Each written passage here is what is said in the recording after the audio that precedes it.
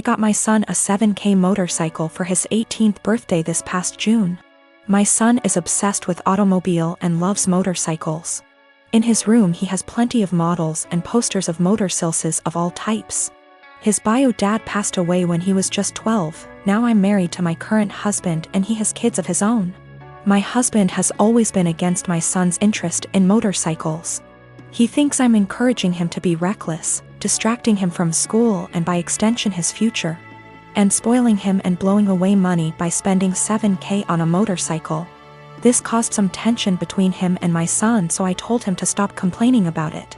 Around 2 weeks ago, my son's motorcycle went missing. We opened a police report but nothing came out of it. It just disappeared. My husband had a smirk on his face the entire time, just walking around saying, "I told you so. You just wasted your money." This was unbearable to hear, to be quite honest. My mother-in-law visited few days ago. She was talking about the other house my husband owns and mentioned seeing a motorcycle. One that's similar to the one that we lost in my husband's carriage while she was cleaning it. She goes to clean that house weekly even though it's empty. My husband plans on giving it to his kids as inheritance. I was puzzled. I asked if she was certain, but she showed me a photo she took of it which confirmed that it was indeed my son's motorcycle. I immediately rushed to call my husband and confront him about it. He admitted that he took and hid the motorcycle in his garage as a last resort after me and his stepson kept brushing him and his thoughts off about the 7K being spent on something unnecessary and that could cause issues. I blew up at him demanding he return it. He refused and told me he had been considering selling it and giving the money back to me so I could use it wisely this time. I told him I was serious and that I'd call the police. He literally said, "This is a family matter and cops can't do shit about it." I had enough. I called the cops soon as I ended the call with him. The motorcycle was found and returned. But my husband had to be taken in since there was an open file about the motorcycles going missing. He was let go eventually, but he was livid with me. He came home yelling about how awful what I did was and how crazy my behavior was. I refused to engage in the argument, but he told his entire family about it and they judged me for calling the police on my own husband, even though I already asked him to return it. He said he was just looking out for my son and that one day we'll realize that he was right, but only when it's too late. My son isn't speaking to me or my husband. I feel horrible about the whole situation and am starting to think I handled this the wrong way. There's this girl that lives in my uni halls. We're not roommates, but we are flatmates. We are both 19 years old. Let's name her Kaya. I met her in September when we started university and moved into halls. We're not best friends, but we are friendly. We don't really spend much time together.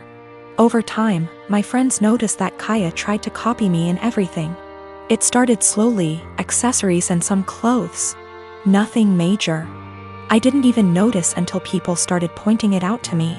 I have a rather distinct style and she started copying it. I don't know the style and she's free to wear what she likes, but it's the exact same copies of my outfits, which is very odd. But then, it started going further. I dyed my hair, she dyed her hair. I bought something for my room, she bought the same thing. I started chatting with a guy. She became obsessed with that guy to a point that whenever I had a male friend or guy I was interested in over, she would go out of her way to try and get their attention, coming down to the kitchen in nothing but a towel. She never used to do it, etc. And she would do anything to attract attention. Now, don't get me wrong, I couldn't care less if the guy was looking, and even if it was my boyfriend looking. I'd have a beef with him, not her, but the blatant attention-seeking behavior was just odd. I joined societies and sports, and after she found out, she joined the same ones I did. Basically, everything I do, she copies eventually. It's just really creepy, but I haven't said anything. I wouldn't even know what to say. Over the Easter break, my friend and I were at my family house, a bit drunk, and decided to test out whether Kaya really copies everything I do. I made a post on social media about shaving my head. My friend does hairdressing and she helped me out faking shaved head, and I posted a photo with shaved head. I deleted the photo few days later and forgot about this whole thing. After Easter break was over, we had uni exams and I was focusing on that. Imagine my shock when I came back and Kaya had shaved head. And she was pissed when she saw me. She started shouting how I lied to her and why would I do that. She went on and on and on, really angry. Admittedly, I ignored her and hid in my room.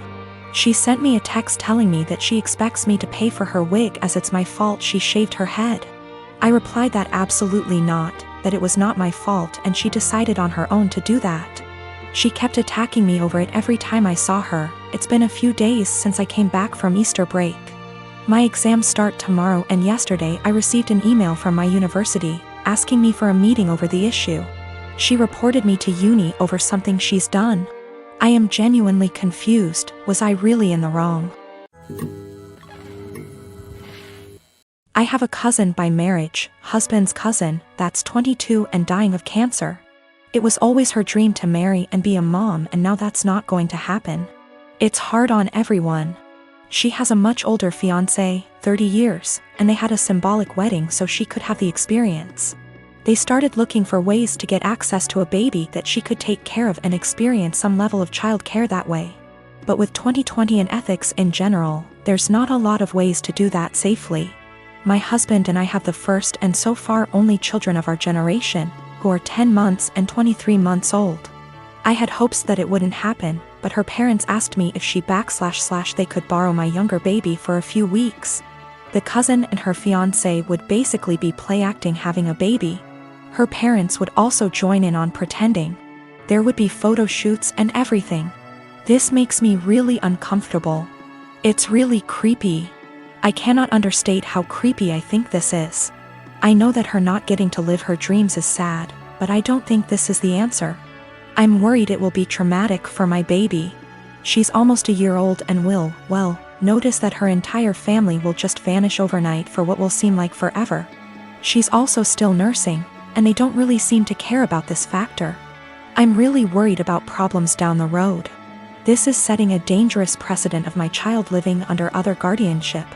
Her parents will have time to get attached and they could try to use that for familial pressure if not legally. Her fiancé is also a wild card in that regard. I said no, and my husband's entire family is hounding us about this because her time is running out and it's time sensitive. They say we're being selfish.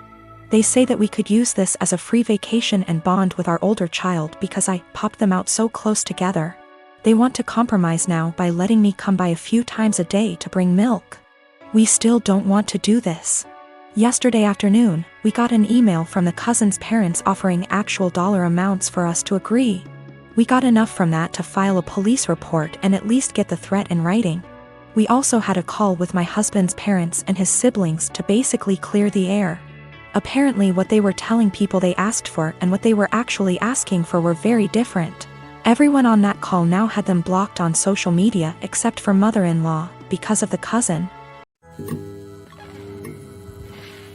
So my fiancé, female, 24 years old, and I, male, 27 years old, got engaged in May and are currently planning for our wedding in August. It's worth mentioning that I'm the sole earner because my fiancé is still in university. I've saved up decent amount of money to afford the wedding. Thing is, her parents get involved in everything. From picking the engagement ring on my behalf, to giving opinions on where we should rent, and now my FMIL is constantly giving opinions on our wedding. FMIL would follow up on everything we do and make negative comments on things like the best man, the guest list, and food. She told my fiancé she didn't like who I picked to be my best man and wanted me replace him after a big argument, but I said no, though my fiancé said we should have just done it. Mother-in-law also wanted me to uninvite people I wanted at the wedding so she could add more guests on her side of family. I said no to that also. Now the current or biggest conflict between us. Mother-in-law called saying she didn't like the venue we picked, which is in our hometown. She wanted me to reconsider, but I said no since my fiancé liked it too.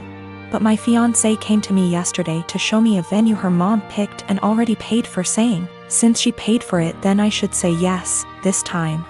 I was in shock and angry because not only did she not consult us, but the venue she picked is 3 towns away where my brother-in-law lives. I immediately thought about my disabled parents who cannot travel this distance for health reasons. Besides that, most of my family won't attend because of distance. I said absolutely not agreeing on this venue. My fiancé said she disagreed with me and I had no right to complain because her mom and dad paid a lot of money for this venue as wedding gift and we should accept it.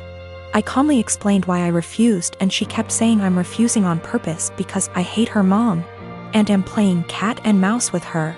I bluntly said her mom is indeed making this a game and told my fiancé she's either with me or against on this issue. She either backs me up or there won't be any more wedding planning.